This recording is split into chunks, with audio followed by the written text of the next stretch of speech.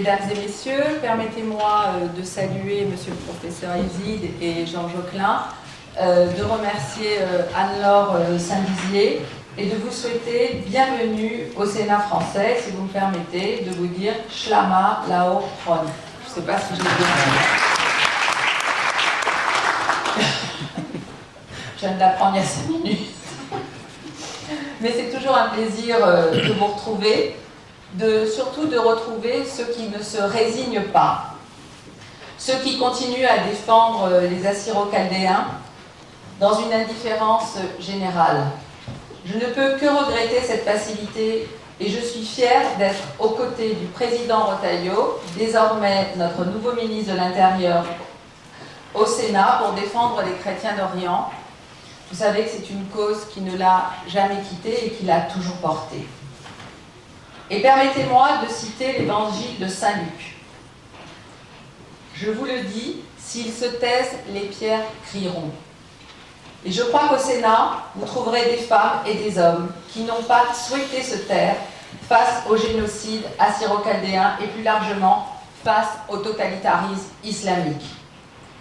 C'est pour moi l'occasion de remercier du fond du cœur le président du Sénat, Gérard Larcher, qui nous a toujours soutenus à ce sujet. Avec Bruno Retailleau, je crois qu'il forme un tandem extraordinaire pour défendre cette juste cause. Certains en France pensent que la question de la reconnaissance du génocide des Assyro-Chaldéens est une question simplement mémorielle.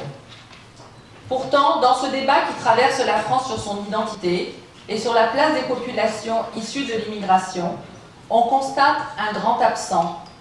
On constate l'absence des chrétiens d'Orient. Parmi eux, s'en distinguent les Assyro-Chaldéens. Leur tragédie génocidaire et ethnocidaire fut durant quelques décennies un épisode oublié des drames du XXe siècle, au point que certains aujourd'hui se demandent s'il y a d'autres référents que moi-même, M. Retailleau ou M. Larcher, qui ont écrit sur cette histoire. Nous ne le disons pas suffisamment, mais oui, l'avenir de l'Occident et l'avenir de l'Orient sont intimement liés. Et comme l'a justement dit François Fillon, à qui je veux rendre un hommage appuyé et, si je puis dire, affectueux, je voudrais aussi rendre hommage à son combat, puisqu'il disait « Le sort des chrétiens d'Orient et des autres minorités est le prélude à notre propre sort ». Effectivement, c'est ce qu'il a essayé d'expliquer aux Français et même aux Européens, qui ne l'ont pas entendu malheureusement. Aujourd'hui encore, les chrétiens d'Orient sont en danger de mort, et nous sommes les témoins de ce massacre annoncé et même glorifié. Demain, qui parlera l'araméen? Qui parlera la langue du Christ? 109 ans après le génocide de 1915, l'histoire bégaye. À la vérité, les chrétiens d'Orient vivent en humiliés depuis des décennies. Ils ne sont pas les seuls, malheureusement, car bien d'autres minorités, yézidis, mandéens, chabaks, turcomanes, et j'en oublie sûrement, sont également tenus de vivre la tête baissée. Voilà pourquoi nous devons continuer de témoigner. Voilà pourquoi nous devons, à notre mesure, agir. Et nous, notre mesure, c'est la loi. Parmi de multiples causes qui sont dignes d'être défendues, celle des chrétiens d'Orient m'a toujours touchée. Peut-être parce que moi-même, je suis une petite fille dont les parents sont nés de l'autre côté de la Méditerranée, et ça rend sensible à ces causes. Sans doute aussi parce que cette cause est depuis longtemps sans défenseur, sans que personne ne la connaisse. On ne dira jamais assez combien les États européens et leurs élites furent silencieux et lâches devant la disparition progressive d'une des plus vieilles et des plus brillantes communautés du Moyen-Orient. C'est pourquoi, dès le 11 mars 2015, j'avais déposé à l'Assemblée nationale, puisque j'étais députée à ce moment-là, un texte visant à reconnaître le génocide des Assyro-Chaldéens. Texte que j'ai redéposé quand je suis devenue sénateur le 22 février 2022 et plus récemment, le 19 juillet 2023, mon collègue Rachid Temal du Parti socialiste s'est joint à ma démarche. Mais le Sénat avait déjà fait une avancée majeure. En effet, le 8 février 2023, avec les soutiens de Gérard Larcher et Bruno Retailleau, nous avons adopté à la quasi-unanimité une résolution s'appuyant sur des faits avérés et reconnus par les historiens invitant le gouvernement à reconnaître le génocide assyro-chaldéen 1915-1918. Et cher Georges, je crois qu'on se souvient tous les deux de la soirée où M. Retailleau s'était engagé à faire en sorte que cette reconnaissance arrive. Il a tenu ses engagements avec le soutien de Gérard Larcher, voilà. Et en se servant effectivement de la proposition de loi que je viens d'évoquer. Mais j'ai oublié de remercier quelqu'un, enfin non, je n'ai pas oublié. Je voudrais remercier une personne qui a beaucoup compté dans les démarches que j'ai pu entreprendre. Il s'agit de Joseph Yacoub. Je voudrais lui dire un grand merci pour son aide précieuse. Je crois que c'est le seul qui a écrit en langue française sur ce génocide.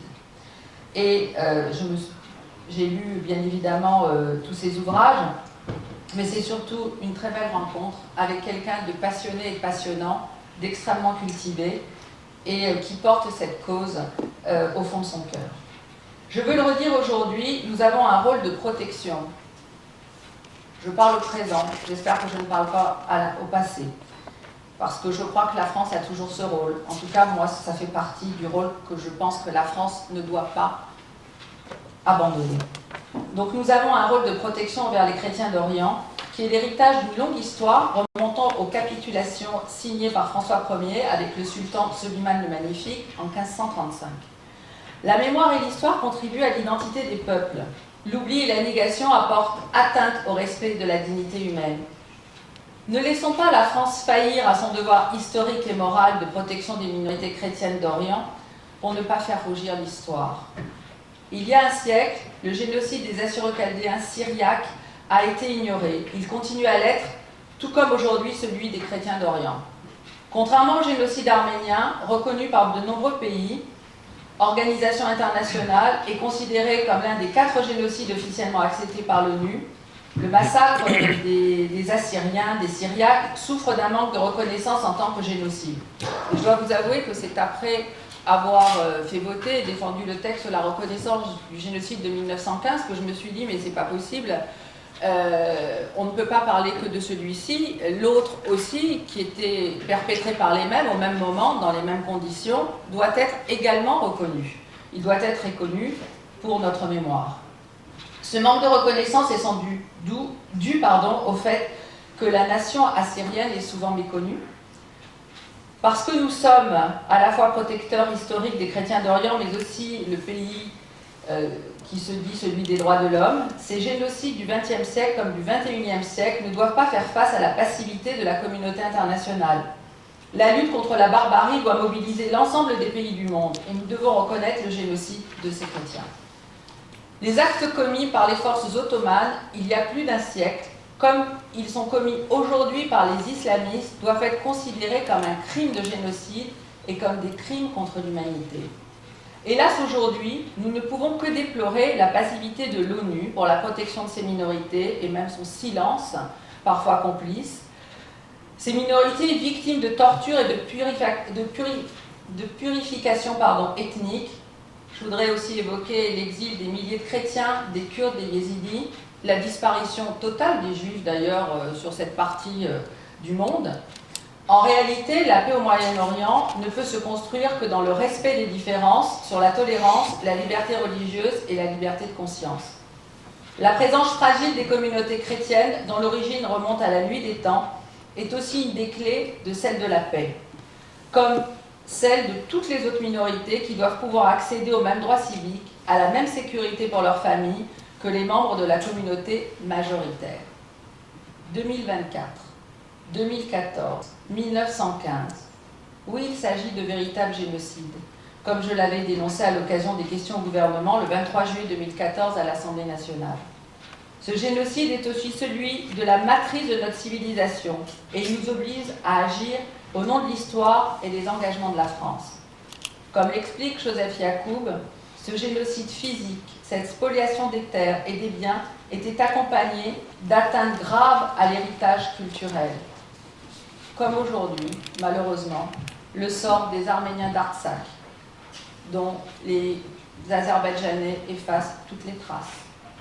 Les Assyro-Chaldéens se sont vus dépossédés d'une grande partie de leur lieu de culte, de leur lieu de vie, de culture et de mémoire. En tout, plus de 400 églises et monastères ont été ruinés. Plus de 250 000 Assyro-Chaldéens syriaques, ce qui représente plus de la moitié de la communauté, ont péri des mains des Turcs et des irréguliers kurdes utilisés à ces fins. Nous sentons bien que derrière ce combat pour les chrétiens d'Orient se profile le combat du respect de tous les autres. Respect des minorités religieuses, respect des intellectuels qui n'oublient pas Averroès, respect des femmes qui rêvent d'égalité, de liberté et de fraternité aussi. Respect des musulmans qui veulent s'affranchir des conflits religieux et qui veulent peut-être choisir de croire ou de ne pas croire, de changer de religion, sans risquer la mort. Respect aussi des hommes de foi qui croient à la richesse du dialogue œcuménique. Rappelons-nous cette phrase d'Elie Wiesel qui disait « En niant l'existence d'un génocide, en l'oubliant, on assassine les victimes une seconde fois ». Avec la reconnaissance du génocide des Assyro-Chaldéens et Syriaques de 1915, le Parlement français dans son ensemble s'honorera de s'inscrire, comme d'autres parlements nationaux, dans cette démarche profondément démocratique et permettra de ne pas oublier les chrétiens d'Orient qui meurent chaque jour. Je vous remercie.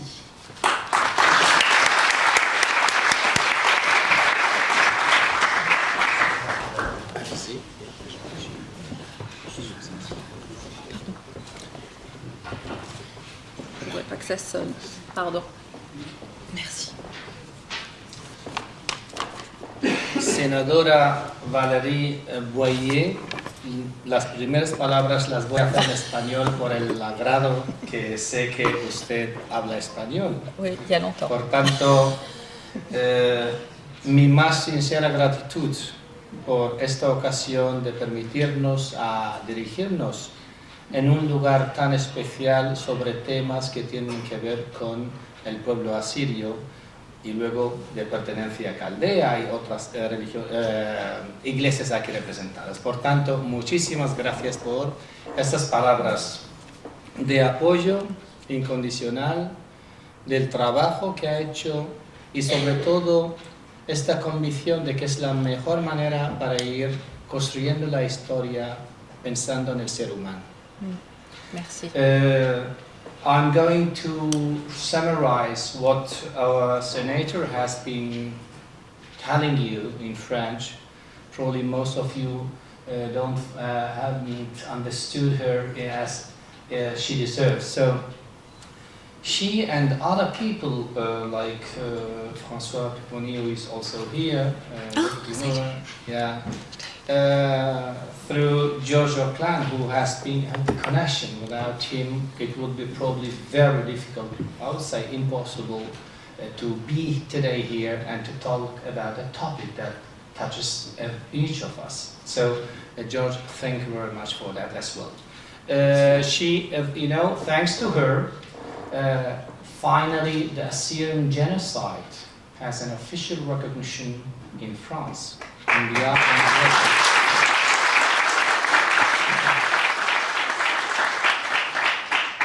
And she has also shown her respect and affection to the Caldo-Assyrian community and here in France generally, especially here in Paris. And they are working for the Assyrian common cause. So we are thankful to you for all the efforts you are doing within and for the Assyrian community in France. It will have also effects for other countries that will allow us to show to the people that Assyrian nation is an alive nation, which has been forgotten, as you have underlined, from the history. We made the history, and now we are somehow forgotten on behalf of the history. So this is the way where we can work together, and where through your help, your support, they are the sponsorship. They are not only helping us, even this Congress is sponsored by these groups who are supporting the Assyrian cause. So it's not just a question of sympathy, but they are doing real work for the Assyrian cause. So our official and effective thanks for all the work you are doing. I know that you are very busy, and the simple case that she is here, a senator who is defending the Assyrian cause in a practical and effective way, shows that she is here in order to tell you that she is with us. And we trust and we are confident that she will continue working also for the ASEAN cause at the national level, because it's not just a question of a municipality, it's the government of France. I would like also to express gratitude for the Ministry of Interior, Bruno Retailleau. Oui. She mentioned they have been, let's say, the engine, who have pushed for the approval of recognition of the Syrian genocide. But genocide is just a path. There are many other issues. We are asking you as well to help us to build, because genocide is, yes, very important, but also education for us is utmost important.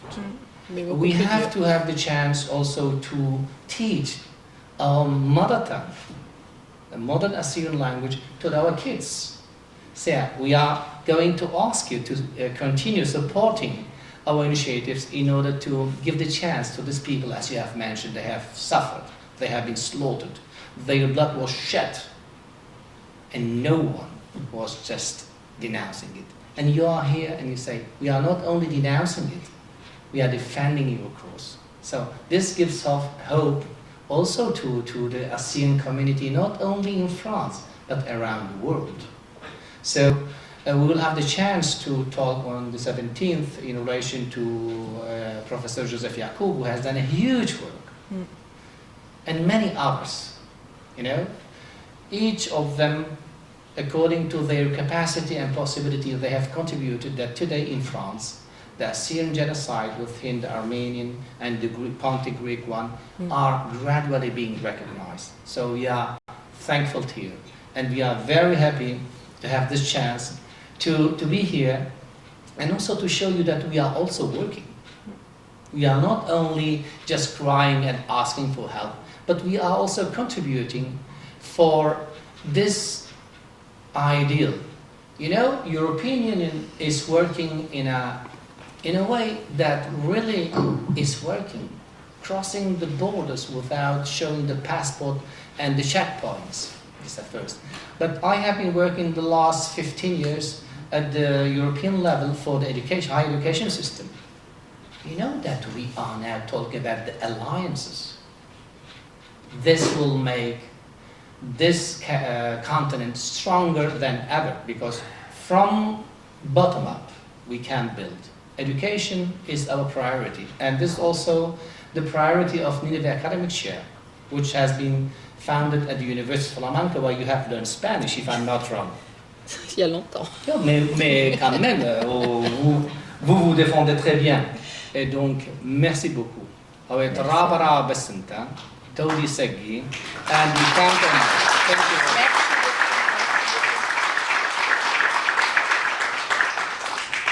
Je me permettrai de transmettre à Bruno Retailleau, que nous voyons demain au ministère de l'Intérieur, votre gratitude, votre amitié, et lui dire que vous continuez toujours à travailler, et sachez que nous serons toujours à vos côtés.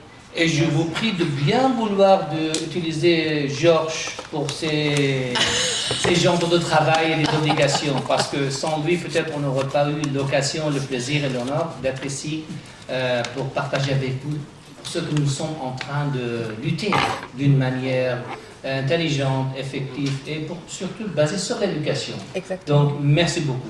Merci Georges.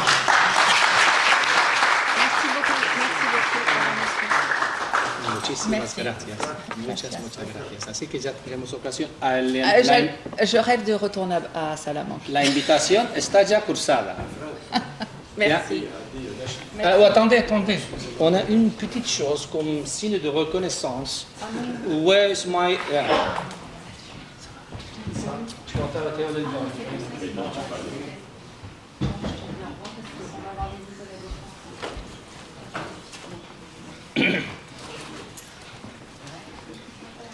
Est-ce que vous pouvez... Je vous en prie, je patiente.